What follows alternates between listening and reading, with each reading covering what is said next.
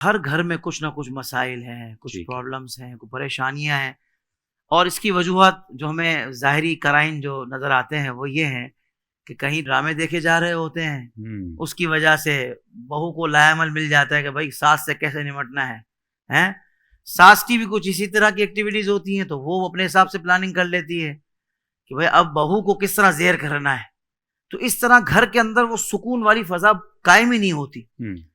تو میں چاہوں گا یہ ارشاد فرمائیے گا کہ جب حضور کی سیرت طیبہ ہے، اور وہ سیرت طیبہ کہ جو زندگی کے ہر موقع پر ہماری رہنمائی کرتی ہے، ہر شعبے میں رہنمائی کرتی ہے، ہر انداز سے رہنمائی کرتی ہے، تو آپ کو کیا لگتا ہے فقدان کہاں نظر آتا ہے کہ حضور کی سیرت کو پڑھا نہیں ہے، سنا نہیں ہے، سمجھا نہیں ہے، یا اس کی امپلیمنٹ نہیں ہے، عمل درآمد نہیں ہے؟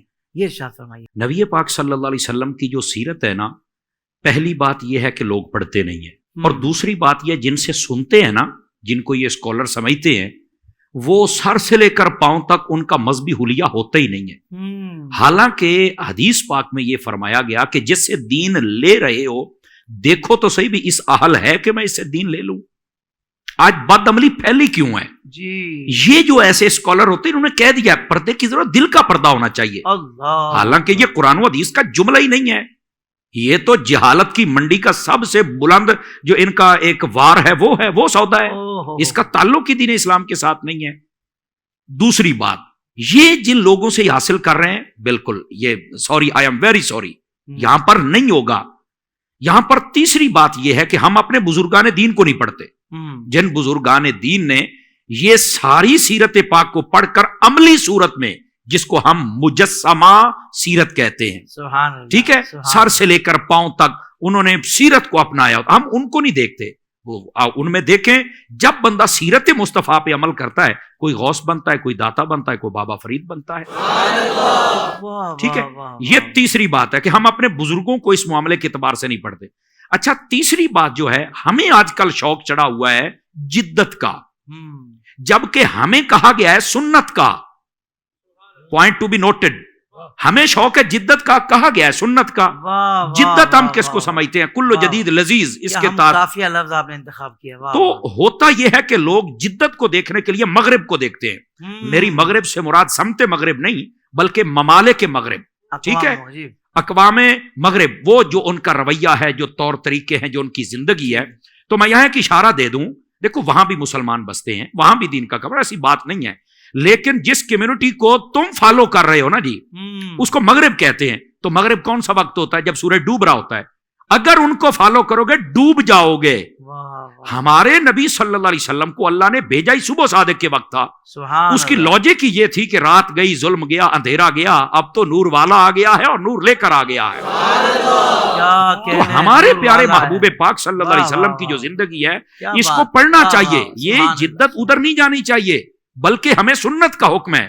لوگوں کا قصور یہ ہے کہ یہ اس زمانے کی تیز ہواؤں کو دیکھتے ہیں، کدھر کو چل رہی ہیں، یہ ادھر ہی ہو جاتے ہیں۔ یہی وجہ ہے امام غزالی جیسے نا بڑے بڑے صوفیاء نے اس بات کی وضاحت فرمائی ہے کہ انسانوں کے موٹے موٹے تین طبقے ہوتے ہیں۔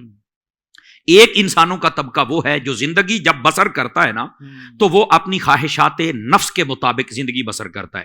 دوسرا یہ ہے کہ وہ لوگوں کے مطابق اپنی زندگی بسر کرتا ہے، جو لوگ کر رہے ہیں وہ کرے گا۔ تیسرا وہ ہے جو اللہ اور اس کے رسول کی چاہت کے مطابق زندگی بسر کرتا ہے۔ فرمایا پہلا بھی مردود ہے، دوسرا بھی مردود ہے۔ جو اپنی چاہت کے مطابق کرے وہ بھی مردود، جو لوگوں کی چاہت کے مطابق کرے وہ بھی مردود۔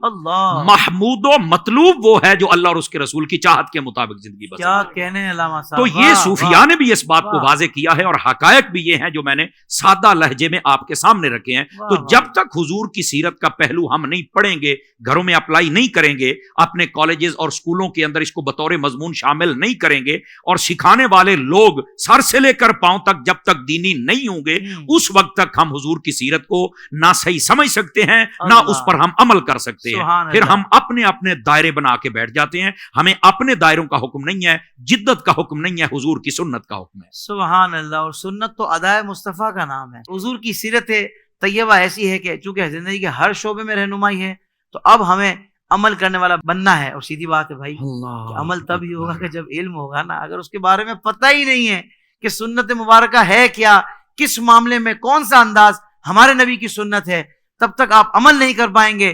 تو علم بھی حاصل کرنا ہے اور عمل والوں میں بھی رہنا ہے تاکہ عمل کا جذبہ بھی ملے.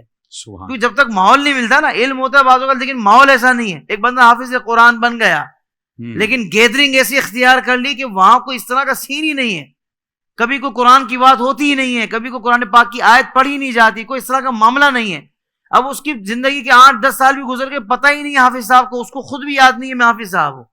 تو اس لیے علم حاصل کرنے کے بعد وہ ماحول بھی ملنا ضروری ہے جس کے بعد بندہ اس علم پر عمل کر سکے.